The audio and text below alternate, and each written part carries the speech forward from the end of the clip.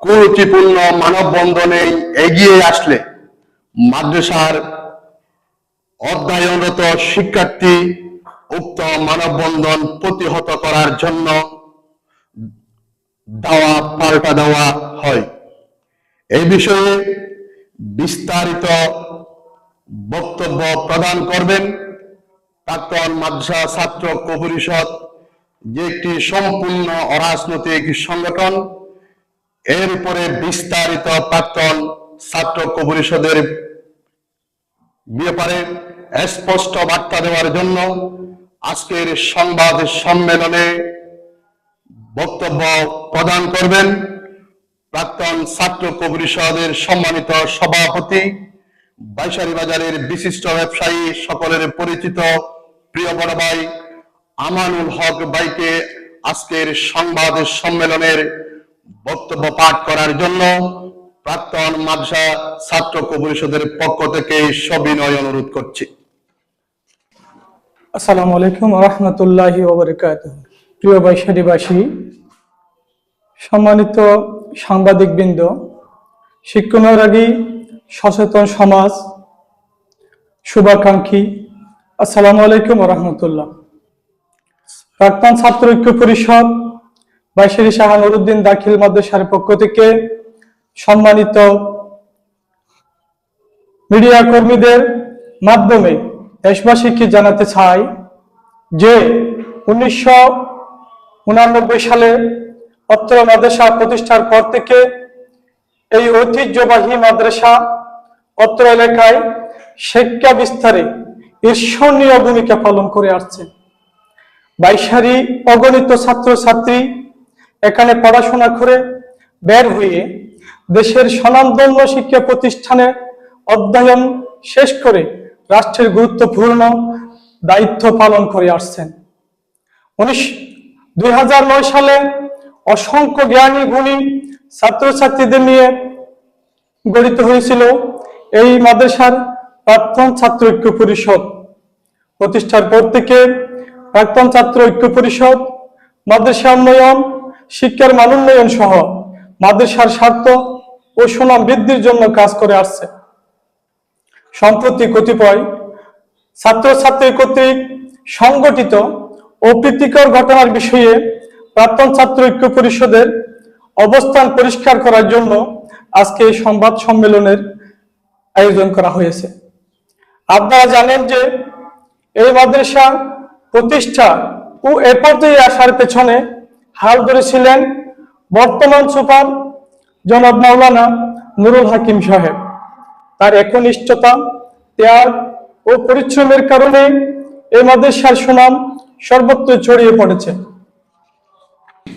প্রিয় দেশবাসী এবং বাইশারীবাসীকে অবগত করে বলতে চাই, সম্মানিত সুপার মহোদয় 2000 সাল থেকে 2025 সাল পর্যন্ত অত্র মাদ্রাসায় অধ্যয়নকালে কোনো ধরনের যৌন হয়রানি, কেলেঙ্কারি, অর্থ আত্মসাৎ বিষয়ে কোনো অভিযোগ তার বিরুদ্ধে ছিল না, নাই, তার কোনো তথ্য প্রমাণ কারো কাছে নাই।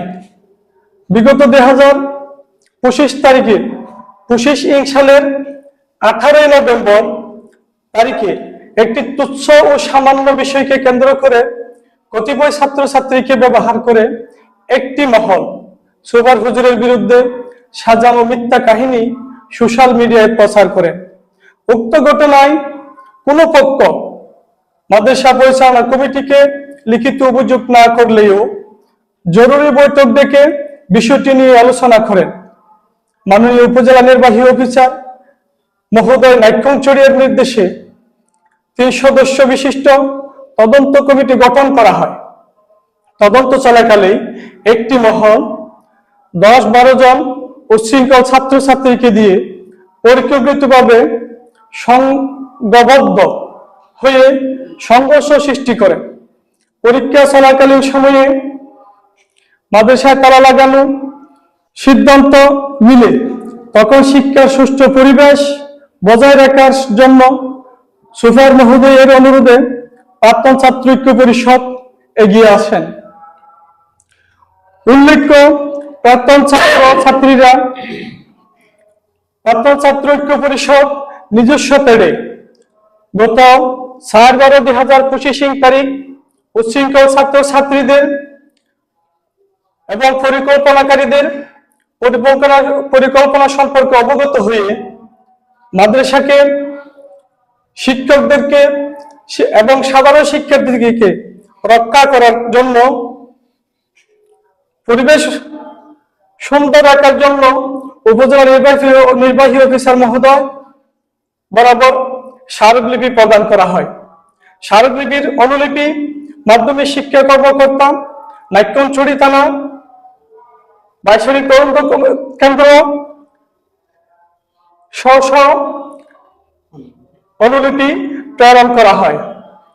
তদন্ত কমিটি প্রতিবেদনে জমা দেওয়ার পূর্বে গত 7/12/2025 তারিখ 10-12 জন ছাত্রছাত্রীকে ব্যবহার করে একটি কুচক্রী মহল, যারা মাদ্রাসা শুরু থেকে এ পর্যন্ত কল্যাণ চায়নি, তারাই মানববন্ধনের নামে বাইশালী বাজারের স্টিল ব্রিজের পাশে ডেকোরেশনের বাঁশের লাঠি, দেশীয় অস্ত্র দিয়ে মিছিল সহকারে মাদ্রাসার দিকে এগোলে এবং আগানোর সময় বিভিন্ন অসভ্য কুরুচিপূর্ণ স্লোগান দিয়ে আসতে দেখলে মাদ্রাসার পরীক্ষা দেওয়া শিক্ষার্থীরা এই বিষয়ে জানতে পারে।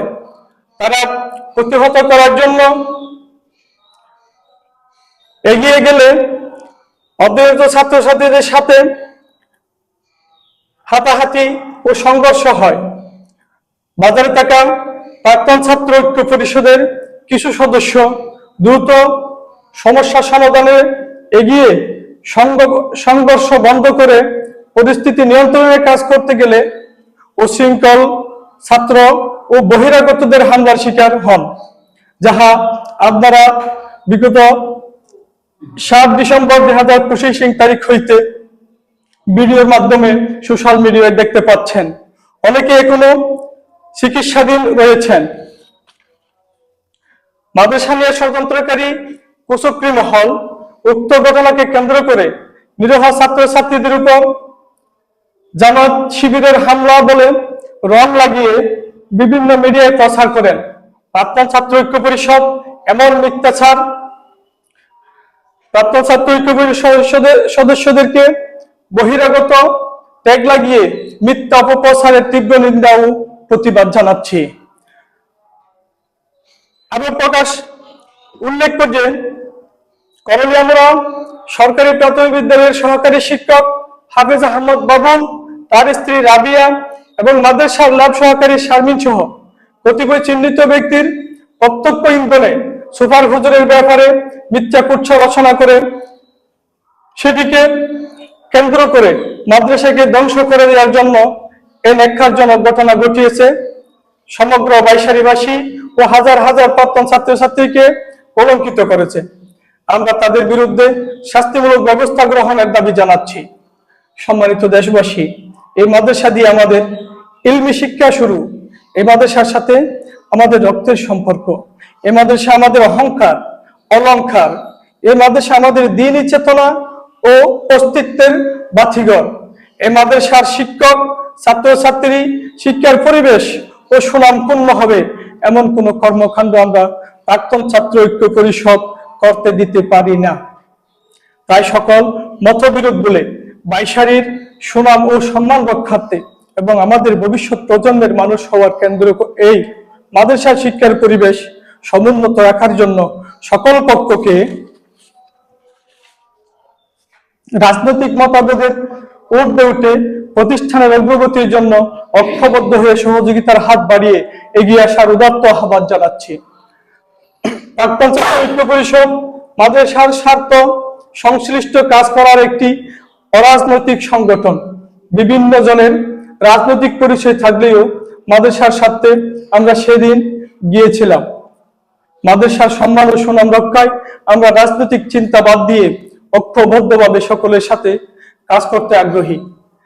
আগামীতে বাইশালীবাসীর সাথে ঐক্যবদ্ধভাবে এই মাদ্রাসাকে সামনে এগিয়ে যাওয়ার দৃঢ় প্রত্যয় ব্যক্ত করছি। সম্মানিত সাংবাদিক বন্ধুগণকে সত্য উদ্ঘাটনের জন্য অনুসন্ধান চালিয়ে অনুসন্ধান প্রতিবেদন প্রচারের অনুরোধ জানিয়ে সকলের সহযোগিতা ও সুস্থতা কামনা করছি। সবাইকে ধন্যবাদ।